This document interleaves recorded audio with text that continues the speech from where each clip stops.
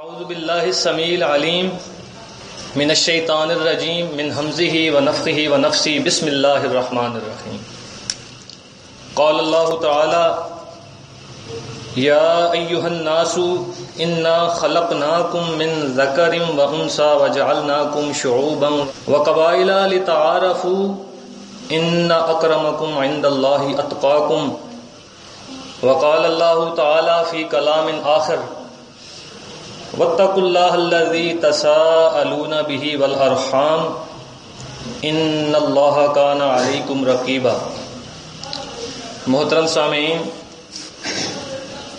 ابھی آپ کے سامنے صحیح بخاری کتاب المناقب میں سے اس کے پہلے باب جس میں سورۃ الحجرات کی آیت نمبر 13 اور سورۃ النساء کی آیت نمبر 1 جو صحیح البخاری میں بخاری رحمہ اللہ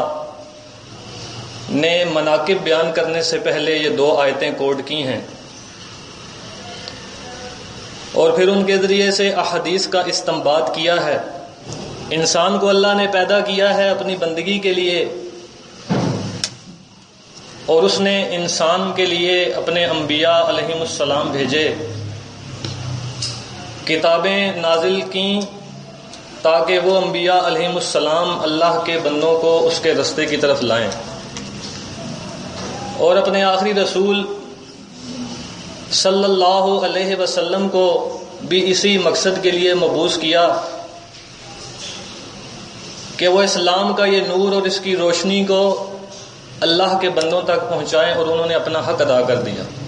تو اللہ تعالیٰ قرآن مجید میں یہ بات بیان فرماتا ہے، یا ایھا الناس انا خلقناکم من ذکر وانثی وجعلناکم شعوبا وقبائل لتعارفوا، کہ اے لوگو، اے انسانوں، ہم نے تم سب کو ایک ہی مرد آدم علیہ السلام اور ایک عورت حوا علیہ السلام سے پیدا کیا ہے، اور تم کو مختلف قومیں اور خاندان بنا دیا ہے تاکہ تم بطور رشتہ داری ایک دوسرے کو پہچان سکو۔ بے شک تم سب میں سے اللہ کے نزدیک معزز تر وہ ہے جو سب سے زیادہ پرہیزگار ہے، یعنی اللہ سے ڈرنے والا ہے۔ اور اللہ تعالیٰ کا سورۃ النساء میں ارشاد کہ واتقوا اللہ الذی تساءلون بہ والارحام ان اللہ کان علیکم رقیبا، اور اللہ سے ڈرو جس کا نام لے کر تم ایک دوسرے سے مانگتے ہو، سوال کرتے ہو، اور ناطہ توڑنے سے ڈرو، بے شک اللہ تمہارے اوپر نگران ہے۔ وما ینہی عن دعوی الجاہلیہ، اور جاہلیت کی طرح باپ داداؤں پر فخر کرنا منع ہے۔ اسلام میں جاہلیت کی طرح باپ داداؤں پر، اپنے نام و نسب پر، اپنی برادری پر فخر کرنا منع ہے۔ الشعوب النسب البعید، شعوب شعب کی جمع ہے جس سے اوپر کا خاندان مراد ہے۔ والقبائل دون ذالک، اور قبیلہ اس سے اتر کر نیچے کا یعنی اس کی شاخ مراد ہے۔ آگے لکھتے ہیں کہ ابن عباس رضی اللہ عنہما نے یہ آیت جو ہے وَجَعَلْنَاكُمْ شُعُوبًا وَقَبَائِلَ کے متعلق فرمایا کہ شعوب بڑے قبیلوں کے معنی میں ہے، اور قبائل سے کسی بڑے قبیلے کی شاخیں مراد ہیں۔ یہ عبداللہ بن عباس رضی اللہ عنہ کی تشریح ہے۔ آگے حدیث لائے ہیں ابو ہریرہ رضی اللہ عنہ سے کہ انہوں نے بیان کیا کہ قیل یا رسول اللہ من اکرم الناس، کہ اے اللہ کے رسول صلی اللہ علیہ وسلم سب سے زیادہ شریف کون ہے؟ قال، آپ صلی اللہ علیہ وسلم نے فرمایا اتقاہم، جو تم میں سب سے زیادہ پرہیزگار ہے، اللہ سے ڈرنے والا ہے۔ قالوا لیس عن ھذا نسألک، کہ ہمارا سوال اس کے بارے میں نہیں۔ قال، نبی صلی اللہ علیہ وسلم نے اس سوال پر فرمایا فیوسف نبی اللہ، کہ پھر نسب کی روح سے اللہ کے نبی یوسف علیہ السلام سب سے زیادہ شریف تھے، یعنی اپنے اوپر اللہ کے رسول صلی اللہ علیہ وسلم نے یوسف علیہ السلام کو فضیلت دی کہ اگر تم تقوی اور پرہیزگاری کے بارے میں پوچھنا چاہتے ہو، اللہ کے ہاں انسان کی قدر و منزلت کے بارے میں پوچھنا چاہتے ہو، یا وہ اپنے اعمال کی، اپنے اخلاق کی، اپنے عقائد کی کتنی پاکیزگی کرتا ہے، اس کے بارے میں پوچھتے ہو، تو اتقاہم، تم میں سب سے زیادہ جو اس سے ڈرنے والا ہے وہ ہے، یعنی کسی نبی کے بیٹے کی، کسی نبی کے والد یا والدین کی، اس کے خاندان کی، یا کوئی اللہ کا نیک بندہ ہو اس کی برادری کی کوئی تخصیص نہیں کی گئی، بلکہ صرف فرمایا گیا اتقاہم، تم سب میں سے جو سب سے زیادہ اللہ سے ڈرنے والا ہے وہ اللہ کے زیادہ قریب ہے۔ اور اگر تم نسب و برادری اور خاندان، قبیلے، شعوب، قبائل، تعارف کے لحاظ سے، برادری کے لحاظ سے پوچھنا چاہتے ہو، تو اس کی فضیلت یہ ہے کہ اللہ کے نبی یوسف علیہ السلام اس میں سب سے زیادہ ممتاز ہیں، وہ فضیلت کے زیادہ لائق ہیں، کیونکہ صحیح بخاری کتاب الانبیاء میں نبی صلی اللہ علیہ وسلم سے وہ حدیث بھی روایت کی گئی، بخاری رحمہ اللہ لائے ہیں، کہ وہاں بھی پوچھا گیا کہ کون نسب کے اعتبار سے کریم، شریف النفس، فضیلت کے لحاظ سے کون ہے، تو اللہ کے رسول صلی اللہ علیہ وسلم نے فرمایا کریم ابن الکریم ابن الکریم ابن الکریم، یوسف بن یعقوب بن اسحاق بن ابراہیم، یہ نسب ہے کہ پردادا بھی نبی ہے، دادا بھی نبی ہے، والد بھی نبی ہے، اور بیٹا بھی نبی ہے۔ نسب کے لحاظ سے یہ لوگ ہیں، لیکن تقوی کے اعتبار سے اگر وہ تقوی کرنے والا نہیں ہے تو ابراہیم علیہ السلام کا والی ہے تو اس کی تخصیص نہیں ہے، اگر وہ نوح علیہ السلام کا بیٹا ہے، اللہ سے ڈرنے والا نہیں ہے، وہ اللہ کی بات کا انکار کرنے والا ہے، تو اس کے لیے نسب کے لحاظ سے کوئی تخصیص نہیں ہے کہ اللہ اس کو پسند کرے۔ اور اگر وہ نبی صلی اللہ علیہ وسلم کے والدین، ان کے اقربا، وہ قریش کے بڑے بڑے سردار، ان کے چچا زاد، ان کے چچا جو اسلام کو قبول کرنے والے نہیں ہیں اور انہوں نے اللہ کی بات کا انکار کیا ہے، تو ان کی بھی تخصیص نہیں ہے، وہ صرف اتقاہم، تم میں سے جو تقوی والے ہیں۔ ایک ہی لفظ میں ہم جمع کی ضمیر لا کر اللہ کے رسول صلی اللہ علیہ وسلم نے نہایت ہی بلیغ انداز میں فرما دیا کہ اکرم الناس، کہ تم انسانوں میں سے سب سے زیادہ تم جو پوچھتے ہو کہ شریف النفس کون ہے، تو وہ اتقاہم، تم میں سے جو سب سے زیادہ اللہ سے ڈرنے والا ہے۔ اور تقوی کا معاملہ بھی یہی ہے کہ یہ بندے اور اللہ کے درمیان ہوتا ہے، کسی کو دکھانے کے لیے نہیں، اور نہ ہی کوئی جانچ سکتا ہے کہ کس کے دل میں کتنا تقوی ہے۔ بیان کیا جاتا ہے التقوی ہا ہونا، یہ یہاں ہوتا ہے، یہ اللہ اور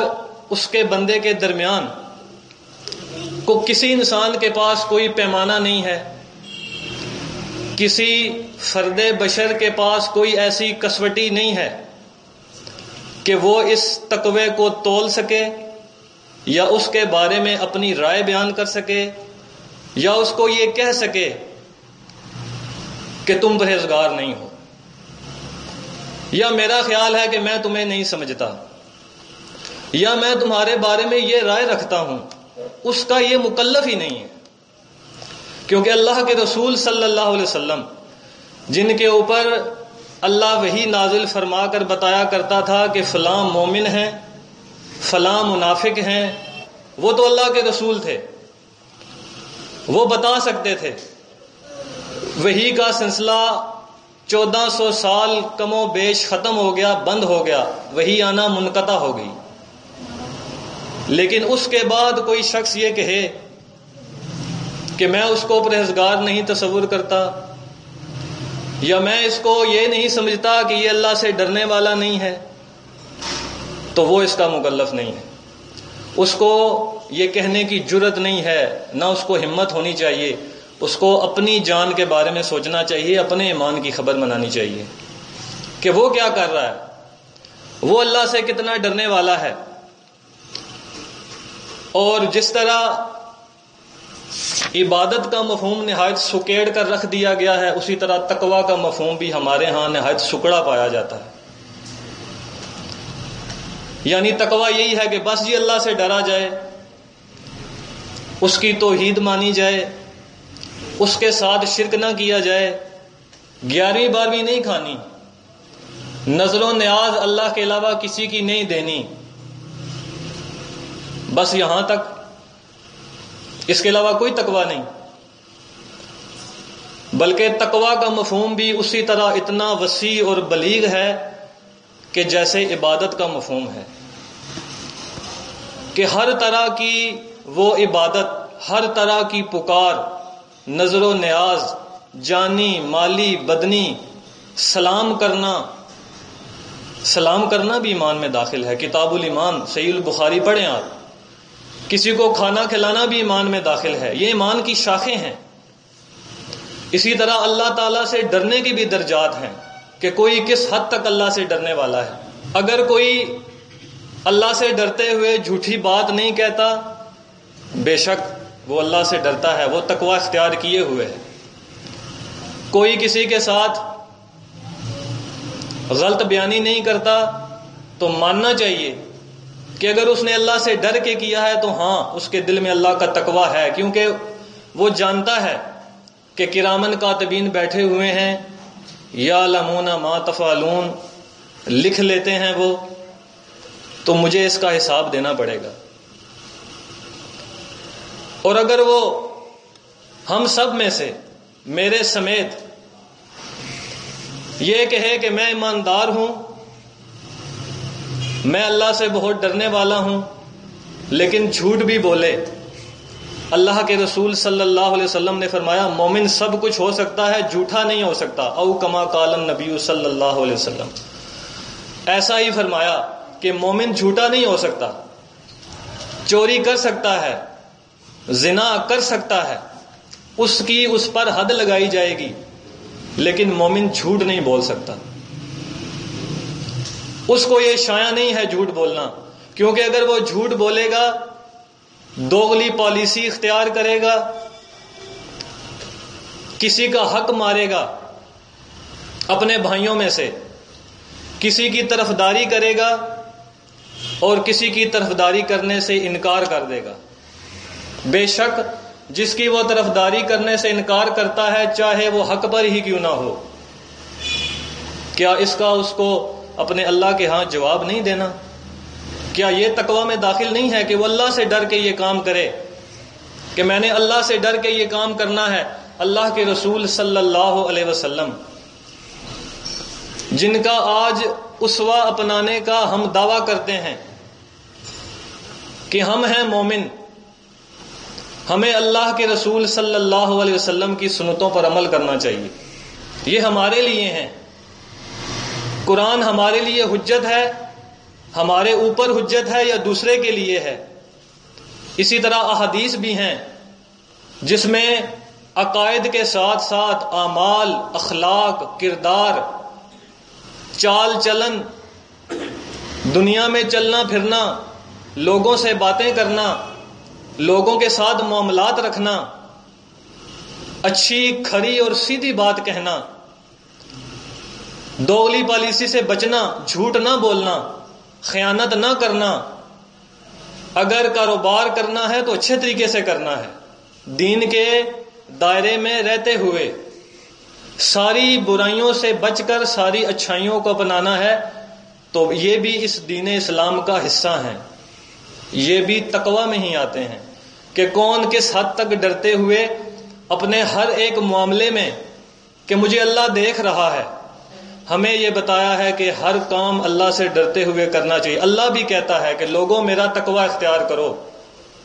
مجھ سے ڈرو، لوگوں سے نہ ڈرو، صرف مجھے سے ڈرو۔ ڈرنے کا حق صرف اللہ کے لیے ہے۔ یہ جو دوسرا ہے کہ بندہ بندوں سے ڈر جاتا ہے، کوئی سانپ نکلا اس سے ڈر گیا،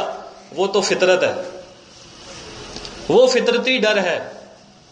یہ وہ ڈر نہیں ہے جو اللہ سے جس طرح انسان ڈرتا ہے۔ وہ تو موسیٰ علیہ السلام بھی ڈر گئے تھے،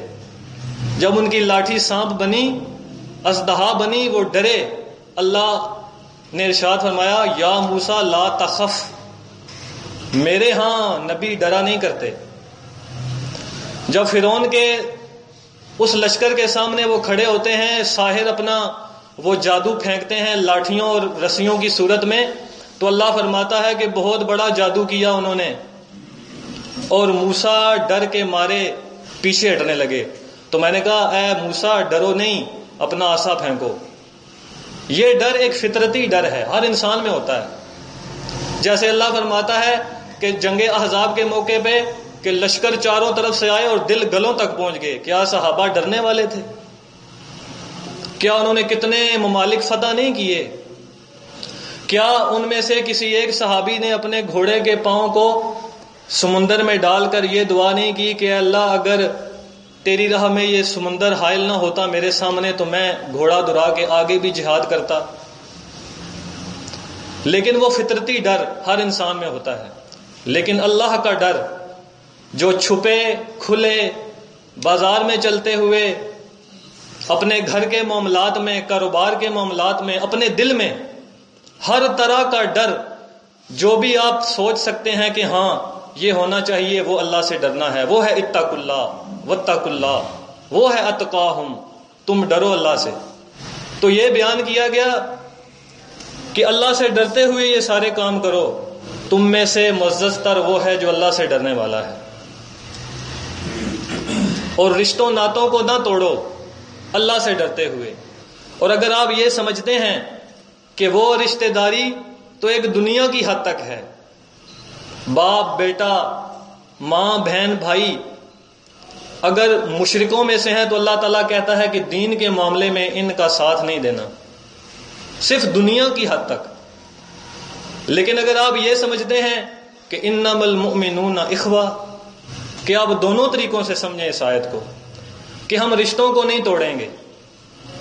ہمیں اللہ نے بھائی بنا دیا ہے، کسی خاندان، کسی قبیلے، کسی نسب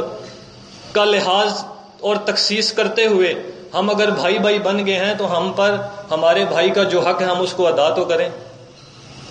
ہم اس کے بارے میں بدگمانی نہ کریں اللہ سے ڈرتے ہوئے، ہم اس کے بارے میں جھوٹ نہ بولیں اللہ سے ڈرتے ہوئے، ہم اس کے مال کو غصب نہ کریں، کس لیے؟ اللہ سے ڈرتے ہوئے۔ اگر کوئی اس میں خرابی ہے تو پہلے اس کی پوری تحقیق کرنے کے بعد پھر اس کو سمجھائیں اصلاح کے لیے۔ کس لیے؟ اللہ سے ڈرتے ہوئے۔ کیونکہ نبی صلی اللہ علیہ وسلم نے فرمایا جس نے محبت کی وہ بھی اللہ کے لیے، اور جس نے بغض رکھا یعنی کہ کسی میں غلطی ہے، وہ اللہ کے قانون کو توڑ رہا ہے تو اس سے نفرت بھی کرنی وہ بھی اللہ کے لیے۔ فقد استکمل الایمان، اس نے اپنے ایمان کو مکمل کیا ہے۔ تو جو اپنی ضد میں آ کے کرے تو آپ خود سوچیں کہ اس کا ایمان مکمل ہے یا نامکمل ہے۔ کیا اس کو اللہ کا ڈر نہیں ہے؟ کیا یہ ساری باتیں اتقوا اللہ میں نہیں آتی کہ ہر معاملے میں اللہ سے ڈرا جائے؟ کوئی بھی کام ہو، چاہے وہ بڑا ہو چاہے چھوٹا ہو، چاہے وہ عورت ہو چاہے مرد ہو، چاہے اس کے اوپر کوئی ذمہ داری ہو یا کسی پر ذمہ داری نہ ہو، کوئی عام ہی بندہ ہو، لیکن اگر وہ اسلام کے کسی قانون، کسی اصول، اگر اس کے دائرے میں وہ آ جاتا ہے، پکڑا جاتا ہے، تو اللہ کے لیے انصاف کرنے کے لیے اٹھ کھڑا ہونا چاہیے۔ کیوں؟ اللہ سے ڈرتے ہوئے۔ یہ اتقوا اللہ میں ہے کہ اللہ ہم سے کل پوچھے گا، اور اسلام جو ہے وہ شخصیت پرستی کا قائل نہیں ہے۔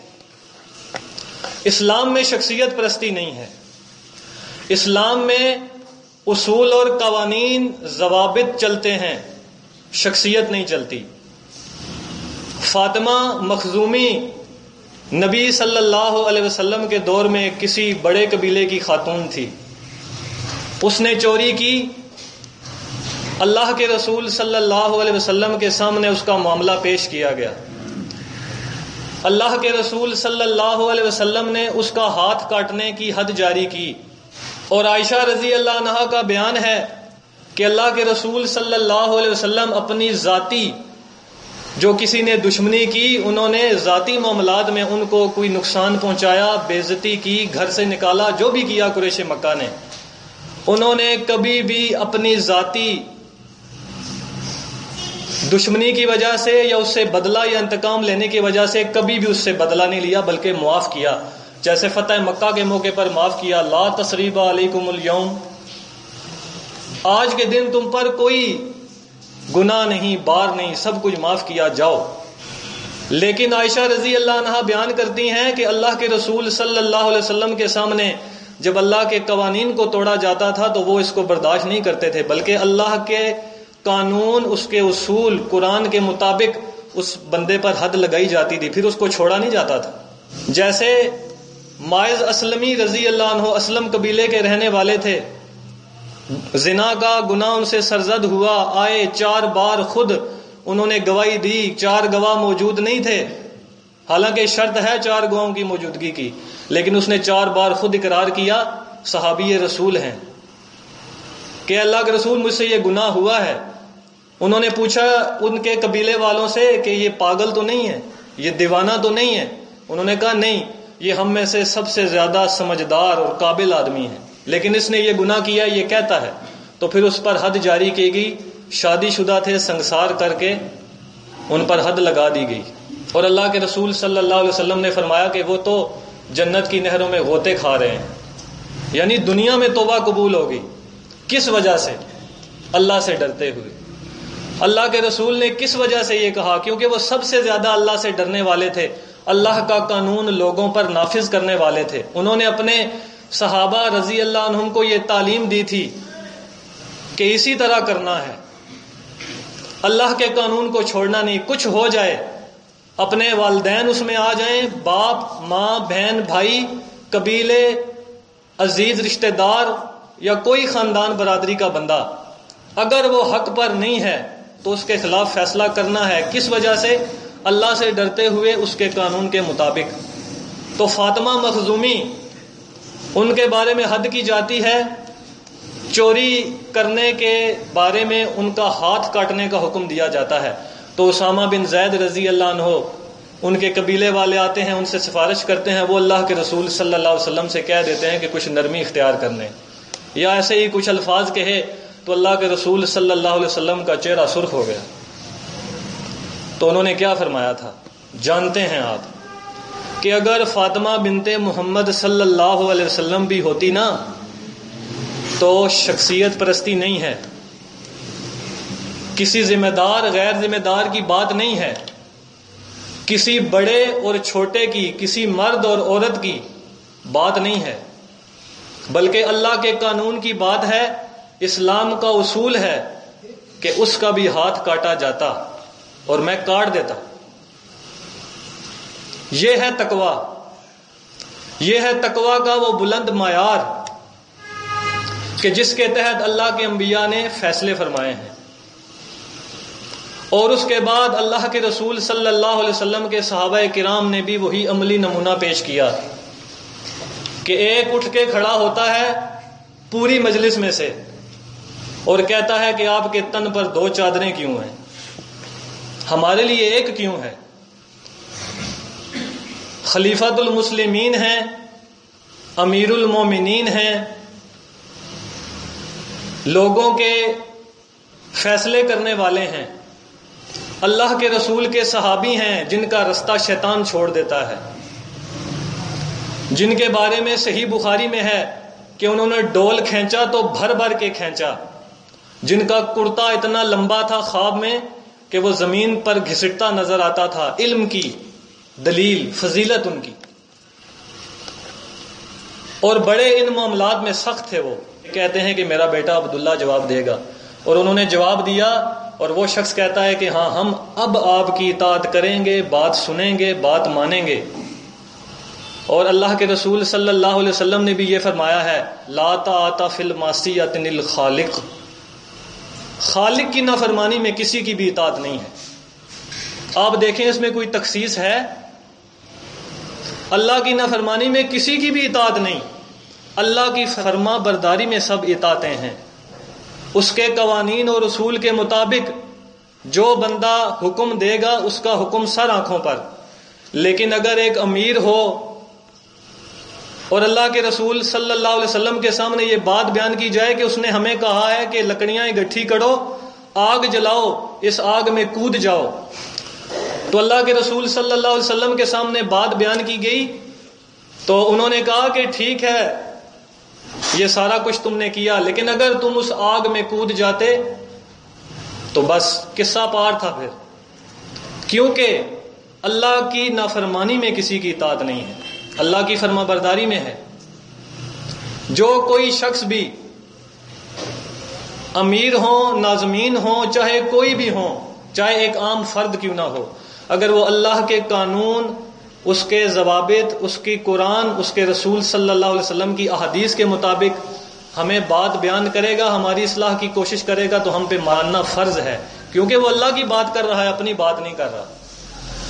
اور اگر وہ یہ سارا کچھ ہوتے ہوئے، جانتے بوجھتے ہوئے بھی کوئی ایسی بات بیان کرے جو اللہ کے قوانین کے خلاف ہو، اس کے رسول کی احادیث کے خلاف ہو، تو ایک ایماندار کا فرض بنتا ہے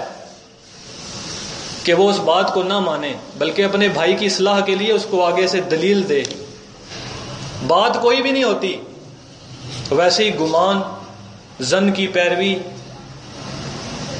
ڈائس پہ ہم کھڑے ہوتے ہیں میرے سمیت، کہتے ہیں برا گمان نہیں کرنا چاہیے، قرآن کی آیت، لیکن خود اسی میں ملوث، خود وہی کام، دوسروں کو کیا دعوت دیں گے، دوسرے کیا سمجھیں گے، دوسروں کو اللہ سے کیا ڈرائیں گے. آپ خود ہی اس واتق اللہ کے دائرے میں نہیں آئے، آپ خود جھوٹ بولنے سے باز نہیں آئے، دوغلی پالیسی آپ نے نہیں چھوڑی، بھائی کا حق آپ کھا گئے ہیں، اپنی بہن کا جائیداد میں حق آپ نے مار لیا ہے، اپنے رشتہ داروں سے کیا، اپنے بھائیوں سے تعلقات آپ کے خراب ہیں، اپنے بھائی کے ساتھ انصاف کرنے کا فیصلہ آپ سے صحیح نہیں ہو پاتا، دوسروں کو کیا تلقین کریں گے آپ، دوسروں کو کیا قرآن و حدیث کی تقلید کرنے کا درس دیں گے آپ. تو للہ اللہ کے لیے غور کیجئے، اللہ سے ڈرتے ہوئے یہ واتق اللہ کو سمجھیے کہ ہمیں کیا کرنا چاہیے، ہم کیا کر رہے ہیں. ہم نے ابھی پوری دنیا کو دعوت دینی ہے، اس کے لیے کیا حل ہوگا؟ ہمارے اگر یہی معاملات ہوں گے تو کیا دعوت دیں گے، کیا ہم آگے جا سکیں گے؟ اور انصاف کا تقاضا، کہا جاتا ہے ما انا علیہ و صحابی، ہم اللہ کے رسول کے طریقے پہ اور ان کے صحابہ کے طریقے پہ چلتے ہیں، ہم وہ جماعت ہیں جو بخشے جائیں گے، امید ہے. لیکن صحابہ کا طریقہ تو اپنانا چاہیے، جن کے بارے میں ہم کہتے ہیں کہ ان کا ایمان قابل قبول تھا، اس جیسا ایمان لائیں گے تب نجات ہوگی. خالی ایمان یا عقیدہ یا اسلام، نماز، روزے، عبادات کی، زکوٰۃ دینا، حج کرنے کی حد تک نہیں ہے میرے بھائیوں، بلکہ اس میں وہ سارے اصول و قوانین آپ کو ماننے پڑیں گے جو کہ اسلام میں ہیں، اپنی کوشش کی حد تک، کیونکہ اللہ کسی بھی انسان پر اس کی ہمت اور طاقت سے زیادہ بوجھ ڈالنے والا نہیں ہے. لا یکلف اللہ نفسا الا وسعها، وہ نہیں ڈالتا، جتنا برداشت کوئی کر سکتا ہے اتنا ہی بوجھ اس پہ ڈالتا ہے، کیونکہ انسان کمزور ہے، کمزور پیدا کیا گیا ہے. تو ان کے صحابہ کے نقش قدم پر ہمیں چلنے کی کوشش کرنی چاہیے، جن کا ایمان ہمارے لیے معیار بنا کے رکھ دیا گیا ہے. اور وہ صحابہ کرام عمر فاروق رضی اللہ عنہ کھڑے ہوتے ہیں، امیر المومنین ہیں، وقت کے لوگوں کے خلیفۃ المسلمین سردار، واتقوا اللہ ان پہ طاری ہے، ڈرتے ہیں اللہ سے، مثال قائم کی گئی ہے، کھڑے ہوتے ہیں، غصے کی بات کوئی سامنے آتی ہے ان کے، طبقات ابن سعد اور تاریخ کی کتابوں میں پڑھیں آپ تو ان کے چہرے کا رنگ سرخ ہو جاتا ہے، آنکھیں لال پیلی ہوتی ہیں، کوئی سخت بات ان کو کہی گئی، ان سے غلطی ہوئی، انہوں نے اپنی غلطی مانی، یہ نہیں کہ اپنی غلطی پہ اڑ گئے، رحمان کے بندے اپنی غلطی پر اڑا نہیں کرتے، تو انہوں نے غصے پر قابو رکھتے ہوئے یہ بات بیان کی کہ اے عمر، تو کل تک قریش مکہ کی بکریاں چرانے والا تھا، اونٹوں کو سنبھالا کرتا تھا، تجھے کوئی پہچاننے والا نہیں تھا، آج کیا ہو گیا ہے کہ تو خلیفۃ المسلمین بن گیا، ان لوگوں کے سامنے کھڑا ہو گیا، یہ اللہ نے تجھے یہ خلافت دی ہے۔ وہ ایسے تھے۔ اگر علی رضی اللہ عنہ ہیں، قاضی شریح رحمت اللہ علیہ تابعین میں سے ہیں، کوفے کی مسجد کے وہ قاضی مقرر کیے جاتے ہیں، لوگوں کے فیصلے کرتے ہیں، صحابہ کرام کی مثالیں ہیں، انہوں نے کر کے دکھایا ہے، چاہے کوئی بڑا ہو چاہے چھوٹا، ذمہ دار ہو غیر ذمہ دار، چاہے خلیفۃ المسلمین ہی کیوں نہ ہو، ان کی زرہ چوری ہو جاتی ہے، قاضی شریح کے پاس معاملہ پہنچتا ہے یہودی نے چرائی ہے، اس کے اوپر الزام ہے، تو قاضی شریح کہتے ہیں کہ آپ اپنا کوئی گواہ پیش کریں، یہودی نے قسمیں کھا لیں، یا قسم کھائیں یا گواہ پیش کریں، علی رضی اللہ عنہ کہتے ہیں میرے پاس سوائے حسن رضی اللہ عنہ کے کوئی اور گواہ نہیں ہے، تو قاضی شریح رحمت اللہ علیہ فرماتے ہیں کہ باپ کے بارے میں بیٹے کی گواہی قابل قبول نہیں ہے، اصول، شخصیت پرستی نہیں، خلیفۃ المسلمین کی فضیلت نہیں دیکھی گئی کہ یہ علی رضی اللہ عنہ ہیں جن کے بارے میں نبی صلی اللہ علیہ وسلم نے فرمایا تھا کہ کل وہ شخص خیبر کا قلعہ فتح کرے گا جس سے اللہ اور اس کا رسول محبت کرتا ہے، وہ بات نہیں دیکھی گئی، اصول دیکھا گیا کہ آپ کے بارے میں آپ کا بیٹا حسن گواہی دینے کا روادار نہیں ہے، یہ اصول ہے، نہیں دے سکتا، کوئی اور گواہ پیش کریں، انہوں نے کہا میرے پاس اس کے علاوہ کوئی اور گواہ نہیں ہے، تو قاضی شریح کیا کرتے ہیں، علی رضی اللہ عنہ کے خلاف فیصلہ دے کے یہودی کو بری کر دیتے ہیں، زرہ اس کو دے دیتے ہیں، کس لیے؟ اصول اور قوانین کے لیے، اللہ سے ڈرتے ہوئے، اللہ کا تقوی اختیار کرتے ہوئے کہ ہم نے آگے جا کر اللہ کو جان دینی ہے، اور اللہ نے ہم سے اس کے بارے میں پوچھنا ہے کہ میں نے کتابیں بھیجی تھیں، میرے انبیاء آئے تھے، انہوں نے تم کو دین اسلام کا درس دیا تھا، اپنا عمل کر کے تمہارے سامنے یہ طریقہ اختیار کیا تھا، تم کو سب کچھ بتایا تھا، کیا کیا تم نے؟ جواب دو۔ اللہ کے رسول صلی اللہ علیہ وسلم فرماتے ہیں، عائشہ رضی اللہ عنہ سے روایت ہے کہ جس سے سوال کیا گیا وہ ہلاک ہو جائے گا، جس سے اللہ پوچھ لے گا وہ پھر جواب نہیں دے سکتا، اس کے بارے میں ہلاکت ہے، پھر کون اس کے سامنے منہ کھول سکتا ہے؟ من ذا الذی یشفع عندہ الا باذنہ من اذن لہ الرحمن وقال صوابا، کون کھولے گا؟ اگر اس کی اجازت نہ ہوئی تو کون کسی کے بارے میں گواہی دے گا؟ کوئی نبی، کوئی ولی، کوئی صدیق، کوئی شہید، کوئی بھی فرد چاہے نیک سے نیک تر کیوں نہ ہو، کون کھولے گا زبان اپنی؟ کون کسی کے بارے میں شہادت دے گا؟ دنیا میں تو جھوٹی شہادتیں دے لیتے ہیں، دنیا میں روپے پیسے دے کر اپنی جان چھڑا لیتے ہیں، جھوٹ بول کے، فراڈ کر کے، دوغلی پالیسی اپنا کے اپنا الو سیدھا کر لیا جاتا ہے، لیکن وہاں کون کرے گا؟ تو میرے بھائیوں، اللہ سے دعا ہے کہ اللہ تعالی ہمیں اللہ کے دین پہ چلنے کی توفیق عطا فرمائے، اس کے قانون، اس نے جو اپنے رسولوں کے ذریعے سے ضابطہ حیات ہم تک پہنچایا ہے اس پر عمل کرنے کی توفیق عطا فرمائے، اور یہ جو اس نے بار بار قرآن میں بیان کیا ہے واتقوا اللہ واتقوا اللہ، اللہ کے رسول صلی اللہ علیہ وسلم فرماتے ہیں اتقاہم التقوی ہاہنا، پوچھا ایک دفعہ ابی بن کعب رضی اللہ عنہ سے، بتائیں تقویٰ کیا ہے؟ انہوں نے کہا ایک رستہ ہو، دونوں طرف کانٹے دار خاردار جھاڑیاں ہوں، کانٹے بکھرے ہوئے ہوں، آپ اپنے لباس کو اپنے جسم کو بچاتے ہوئے رستے سے چلیں، لیکن پھر بھی کوئی نہ کوئی کانٹا ادھر ادھر سے لگ ہی جائے، لیکن چلتے ہوئے نکل جائیں، تو یہ تقویٰ ہے، یہ تقویٰ کی تعریف ہے۔ یہ دنیا خاردار جھاڑیاں ہیں، اللہ سے ڈرتے ہوئے ان سے نکلنا ہے۔ اگر بڑے معاملات میں آپ نے سب کچھ چھوڑ دیا ہے، توحید مان لی، شرک سے توبہ کر لی، بدعت نہیں کرتے، تو یہ چھوٹے چھوٹے کام کیا چیز ہیں، یہ چھوٹے چھوٹے معاملات کیا اتنی بڑی چیزیں رہ گئی ہیں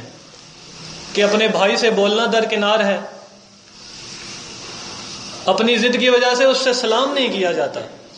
وہ سیدھے منہ بات نہیں کرتا، بدگمانی، ظن کی پیروی، خود اس سے ہاتھ ملانے کی کوشش نہیں کی جاتی، یہ کیا چیزیں ہیں؟ کیا یہ اسلام میں داخل نہیں ہیں؟ اپنے دل سے پوچھیں آپ۔ سلام کرنا بھی ایمان میں داخل ہے، کھانا کھلانا بھی ایمان میں داخل ہے، صحیح البخاری کتاب الایمان پڑھیں آپ۔ مسافر کے لیے پانی پلانا، اس کو کھانا کھلانا، اس کی مدد کرنا بھی ایمان میں داخل ہے۔ 60 سے اوپر شاخیں ہیں ایمان کی۔ کیا ایمان صرف یہی رہ گیا ہے؟ توحید، شرک، کفر، بدعت سے بچنا، وہ بھی لازم و ملزوم ہے، لیکن یہ بھی 7 اعمال۔ لوگ آپ کا عقیدہ نہیں دیکھتے، لوگ یہ نہیں دیکھتے کہ یہ شرک سے کتنا بچنے والا ہے، لوگ آپ کا کردار دیکھتے ہیں۔ یہ کردار میں، اعمال میں، اخلاق میں، بولنے میں، طرز حیات میں، معاشرتی زندگی میں، گھریلو خانہ داری میں، ازدواجی زندگی میں اس کی زبان کیسے چلتی ہے، وہ یہ دیکھتے ہیں۔ پھر وہ سوچتے ہیں کہ نہیں، بس ہم تو ان سے ٹھیک ہی ہیں، ہم تو ان سے بہتر ہی ہیں۔ تو کہیں یہ نہ ہو کہ آپ کے اعمال کی وجہ سے کوئی اللہ کا دین قبول کرنے سے رہ جائے، آپ کے برے اخلاق کی وجہ سے کوئی اللہ کے دین کی طرف نہ آئے۔ وہ دیکھیں مکے کی زندگی، اللہ کے رسول صلی اللہ علیہ وسلم کی زندگی کی بہترین مثال ہے کہ ابھی کچھ بھی نہیں ہوا، دعوت بھی نہیں اٹھی، پہلے ہی لوگ صادق و امین کہتے ہیں، پہلے ہی لوگ ابو بکر صدیق کو شریف النفس کہتے ہیں کہ ہم میں جو برائیاں ہیں یہ نہیں کرتے، یہ ہمارے ساتھ شراب میں شامل نہیں ہوتے، بتوں کی پوجا نہیں کرتے۔ وہ اس زندگی میں بھی ابھی تک وہی نازل نہیں ہوئی، اللہ کے رسول صلی اللہ علیہ وسلم کے دوست ہیں ابو بکر صدیق رضی اللہ عنہ، اور وہاں قیامت کی نشانیاں بیان کی جا رہی ہیں کہ آسمان پھٹ جائے گا، ستارے بے نور ہو جائیں گے،